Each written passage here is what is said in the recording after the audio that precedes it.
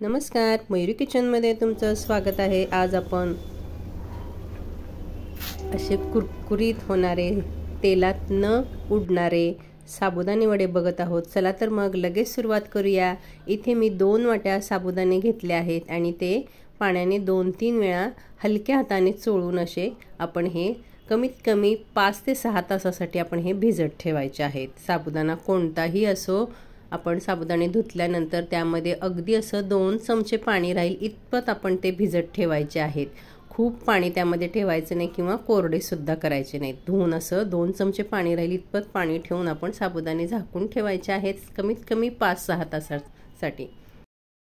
मी मिरची वाटून घेतलेली आहे आणि शेंगदाणे सुद्धा साबुदाणे वड्यांसाठी अगदी खरपूस छान भाजून घ्यायचे आहेत आणि शेंगदाणे वाटताना देखील असे जाडसर वाटायचे आहेत। या 2-3 टिप्स आपण लक्षात ठेवल्या तर साबुदाणा वडा आपला अगदी छान होतो। तुम्ही बघू शकता साबुदाणे एकदम मोकळे खुल्ले झालेले आहेत आणि असे मऊ सुद्धा झालेले आहेत, तरच आपले साबुदाणे वडे खुसखुशीत होतात।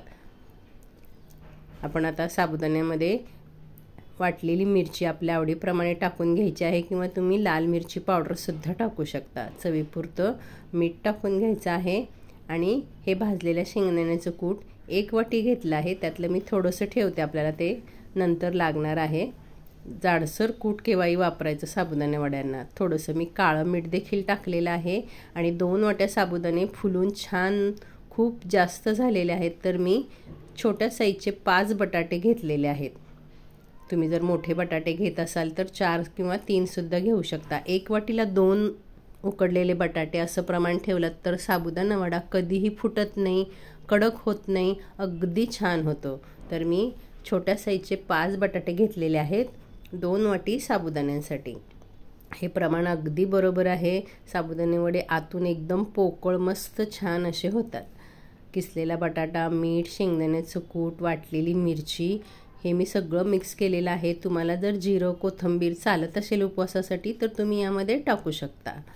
हे सगळं आपण छान मिक्स करून घ्यायचं आहे। बटाट्यामध्ये आपण इथे कुठेही पाण्याचा वापर करणार नाही आहोत। छान मळून घ्यायचं आहे आणि ते पीठ सुकून द्यायचं नाही, भांड्यामध्ये आपण हे झाकून ठेवायचं आहे। हाताने आपला वडा तयार होतोय का, गोळी तयार होते का ते पाहायचं आणि नाहीतर मग थोडासा पाण्याचा हात लावून कमीत कमी 10-15 मिनिटासाठी हे झाकून ठेवायचं आहे। तोपर्यंत आपण एक चटणी बनवूया। मी एका वाटीमध्ये दही काढून घेतली आहे आणि उरलेलं शेंगदाण्याचं कूट मी यामध्ये टाकलं आहे। यामध्येच काश्मीरी मिरची 1 चमचा पावडर टाकली आहे आणि वाटलेली मिरची, काळं मीठ, साधं मीठ चवीपुरतं आणि अगदी पाव चमचा साखर टाकून ही अगदी झटपट होणारी उपवासाची चटणी आहे। खोबरं वगैरे नसेल किंवा वाटायला वेळ नसेल तरी अगदी 2 मिनिटात ही चटणी तयार होते। चटणी आपण बाजूला ठेवून देऊ। आपण आता वडे करायला घेऊया। आता आपण फक्त जरासा पाण्याचा हात लावून, गरज असेल जर पीठ खूप कोरडं वाटत असेल किंवा गोळा तयार होत नसेल तर जरासा पाण्याचा हात लावून आपण असा गोळा बनवून घ्यायचा आहे आणि हातावर साबुदाणा वडा कधीही असा दाबून चपटा करायचा आहे, म्हणजे तो आतपर्यंत छान भाजला जातो। मी असे गोल प्लेन सुद्धा चपटे करून घेते आहे आणि मेंदू वड्यासारखे सुद्धा मी मध्ये छिद्र करून सुद्धा वडे बनवते। मी तुम्हाला सुचवेन की नेहमी साबुदाणा वड्यांना मध्ये छिद्र पाडा, म्हणजे साबुदाणा वडा आतून अगदी मस्त भाजला जातो आणि तेल सुद्धा राहत नाही त्यामध्ये। तर मी असे सुद्धा वडे बनवून घेते आहे। मध्ये बोटाने मोठं छिद्र करायचं, म्हणजे साबुदाणा वडा आतून बाहेरून अगदी छान भाजला जातो आणि हा साबुदाणा वडा कधीही तेलात असा उडत नाही, फाटत नाही।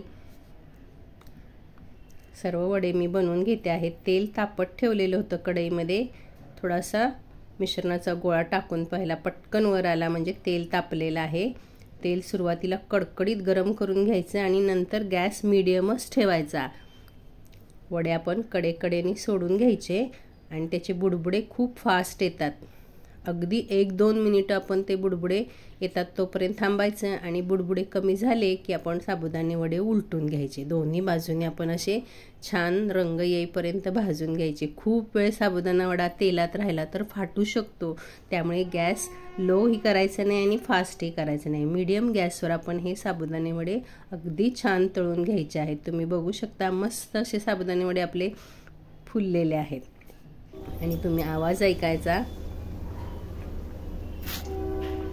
असे खुसखुशीत साबुदाणे वडे तयार होतात. साबुदाणा वडा हा कटकटीत किंवा कडक नसावा, गच्च असा होऊन येतो, एकदम आतून पोकळ असा तयार झाला पाहिजे. जरूर अशा पद्धतीने साबुदाणे वडे करून पहा. अजूनही तुम्ही माझ्या चॅनलला सबस्क्राईब केलं नसेल तर सबस्क्राईब करा. रेसिपी आवडल्यानंतर एक लाईक देखील करायचा आहे.